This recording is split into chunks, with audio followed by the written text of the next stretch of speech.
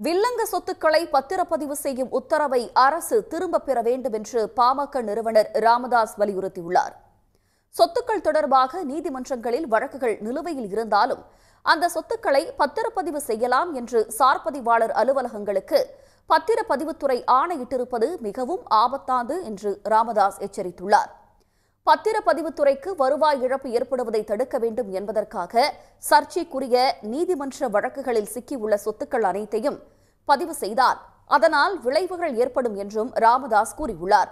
வழக்குகளில் சிக்கியுள்ள சொத்துக்கள் மீது எந்த ஆணையும் பிறப்பிக்கப்படாத நிலையில் அதை பதிவு செய்யலாம் என்று நீதிமன்றங்கள் கூறியிருந்தால் அதை அந்த வழக்குடன் தொடர்புடைய சொத்துடன் மட்டும்தான் பொருத்தி பார்க்க வேண்டுமே தவிர அனைத்து சொத்துக்களுக்கும் அந்த வழிகாட்டுதலை பின்பற்ற முடியாது என்று உரிமையாளர்களுக்கு தெரியாமலேயே விற்கப்படும் சொத்துக்கள் தொடர்பான வழக்கில் தீர்ப்பு வரும் வரை சொத்தை பதிவு செய்யாமல் இருப்பதுதான் சரியான தீர்வாகும் என்று அவர் சுட்டிக்காட்டியுள்ளார்.